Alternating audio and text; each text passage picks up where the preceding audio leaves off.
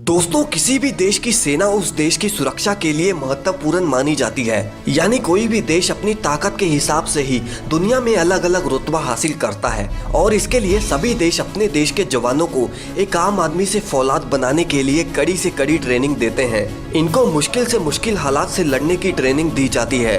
भारत और चीन के बीच हर वक्त बॉर्डर पर लड़ाई झगड़े होते रहते हैं, लेकिन लड़ाई की स्थिति में कब कौन किस पर भारी पड़ जाए ये उस ट्रेनिंग पर डिपेंड करता है। तो आइए जानते हैं क्या फ़र्क है इंडिया और चाइना के पैरा कमांडो ट्रेनिंग में। तो चलिए और देरी ना करते हुए शुरू करते हैं आज की इस वीडियो को। लेकिन उससे पहले अगर आपने अभी तक हमारे चैनल को सब्सक्राइब नहीं किया तो इस चैनल को जरूर सब्सक्राइब कर लें।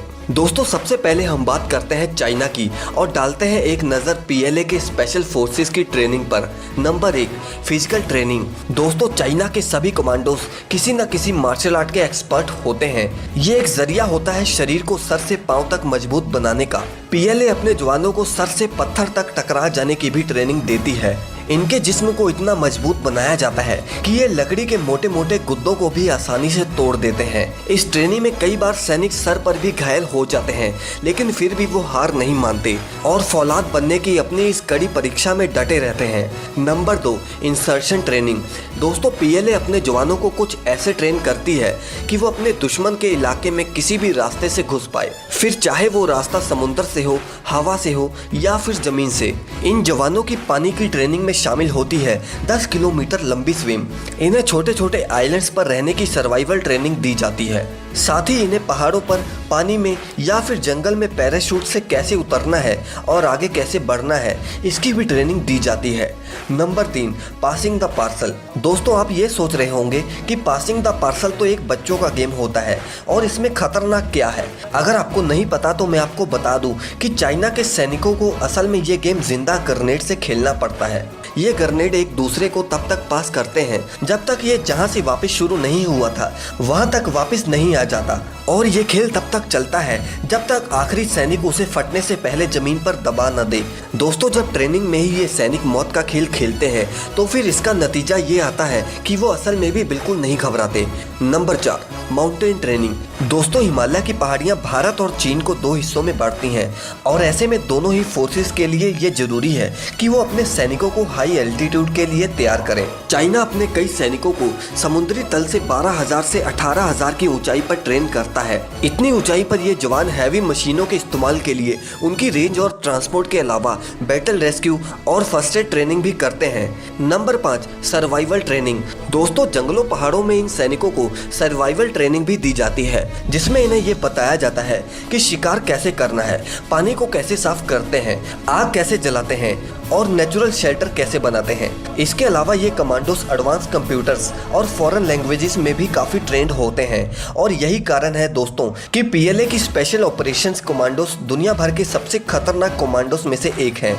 अब अगर आप ऐसा सोच रहे हैं कि भारत के कमांडोस चीन के कमांडोस के सामने कुछ नहीं है तो आपका मानना बिल्कुल गलत है। अगर हम बात करें भारत में मिलने वाली पैरा कमांडो ट्रेनिंग की तो भारत में पैरा कमांडो की कोई स्पेशल भर्ती नहीं होती, बल्कि इनकी भर्ती आर्मी की अलग अलग रेजिमेंट्स में से करी जाती है और कुछ खास जवानों को चुनने के बाद उन्हें अलग अलग ट्रेनिंग कैंप्स में भेज दिया जाता है, जहाँ शुरू होती है इनकी बेसिक्स ट्रेनिंग, जो कि आम ट्रेनिंग से 5 गुना ज़्यादा कड़ी ट्रेनिंग होती है। इस ट्रेनिंग में पीएलए स्पेशल ऑपरेशंस के जवानों की तरह ही फिजिकल ट्रेनिंग दी जाती है और ये ट्रेनिंग इतनी भयानक होती है कि हम और आप जैसे लोग शायद ही इसे अटेम्प्ट करने का सोच सके। ये एक्सरसाइजेस जवानों को फिजिकल और मेंटल दोनों तरह के एक्सट्रीम प्रेशर में भी अपनी ड्यूटी परफॉर्म करने के लिए दी जाती है। फिर इन सब ट्रेनिंग के बाद 36 घंटे की स्ट्रेस ट्रेनिंग दी जाती है और 36 घंटे की स्ट्रेस ट्रेनिंग की शुरुआत होती है रात के 2 बजे से।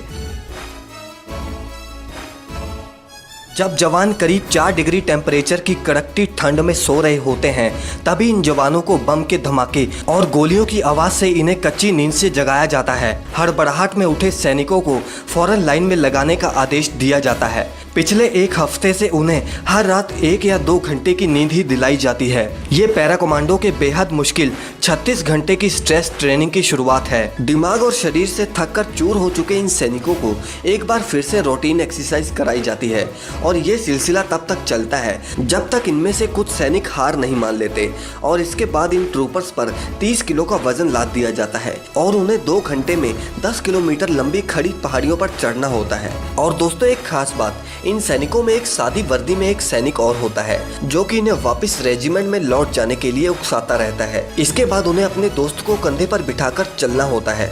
असल में पैरा कमांडोज का ये मानना होता है कि वो अपने साथी को कभी भी दुश्मन के इलाके में छोड़कर नहीं आना है। 5 घंटे की कंटिन्यूस ट्रेनिंग के बाद अगर आप सोच रहे हैं कि इन्हें आराम दिया जाएगा तो आप बिल्कुल गलत हैं। अब यहाँ से इनकी ट्रेनिंग और भी मुश्किल हो जाती है। अब इन्हें 1.18 किलोमीटर सर्किट के 3 राउंड लगाने होते हैं जिसमें इनके पास 30 किलो का बैटल लोड और हथियार तो होते ही है, साथ ही हर राउंड में इनका वजन बढ़ा दिया जाता है। पहले राउंड में इन्हें 20-20 किलो के भरे हुए कैंस दिए जाते हैं, सेकेंड राउंड में इन्हें ट्रक का टायर और थर्ड राउंड में इन्हें लकड़ी का भारी भरकम टुकड़ा दिया जाता है जिसका वजन 30 से 70 किलो तक होता है।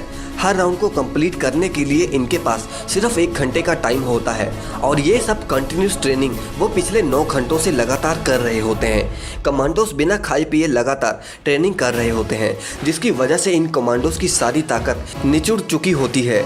अब इसके बाद इन कमांडोज के हाथ पैर बांधकर इन्हें 12 फीट गहरे पानी में डाल दिया जाता है।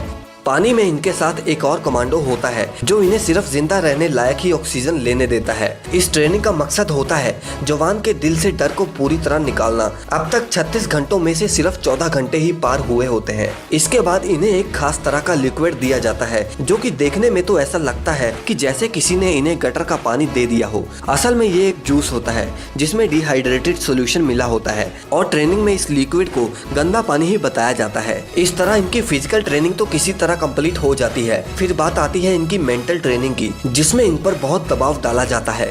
इनके चारों तरफ कमांडो चिल्ला रहे होते हैं, लाल पीली लाइट्स जल रही होती हैं और इतने सारे दबाव में इन्हें कई सारे सवालों के जवाब देने के लिए कहा जाता है। इसके बाद इनका मेडिकल चेकअप होता है और इसमें जो जो जवान फिट पाए जाते हैं उन्हें 10 किलोमीटर आगे स्पीड मार्च में भेज दिया जाता है और इस स्पीड मार्च के बाद 20 घंटे से भूखे जवानों को खाना तो दिया जाता है लेकिन बिल्कुल रूखा सूखा। खाना खाने के बाद इन पर नींद हावी होने लगती है लेकिन ट्रेनिंग टीम इनसे अलग अलग काम करवाती है ताकि ये अगले 6 घंटे तक सोए ना। 6 घंटे बाद एक स्पीड मार्च करवाया जाता है और फिर इन ट्रूपर्स को 5 घंटे के लिए जंगल में छोड़ दिया जाता है जहां इनकी कॉम्बैट स्किल्स को चेक किया जाता है। फिर ये कीचड़ में उतरते हैं जहां इन्हें रगड़ते हुए अपने हथियारों के साथ आगे जाना होता है। इस ट्रेनिंग के कई फेस में कई जवान ऐसे होते हैं जो बेहोश तक हो जाते हैं और हिम्मत भी हार जाते हैं, लेकिन वहीं दूसरी तरफ कुछ जवान इस ट्रेनिंग को पार करके मजबूत फौलाद बनकर खत्म करते हैं इस 36 घंटे की स्ट्रेस ट्रेनिंग को और पहनते हैं इस मरून कैप को। खैर दोस्तों, इंडिया हो या चाइना, दोनों देशों के सैनिक अपनी टफ ट्रेनिंग और कॉम्बैट स्किल्स के लिए ही जाने जाते हैं। इन दोनों देशों की कमांडो ट्रेनिंग को देखकर आपको क्या लगता है कि कौन से देश की ट्रेनिंग ज्यादा खतरनाक थी? हमें कमेंट सेशन में जरूर बताएं और अगर अभी तक आपने हमारे चैनल को सब्सक्राइब नहीं किया तो इस चैनल को जरूर सब्सक्राइब करें।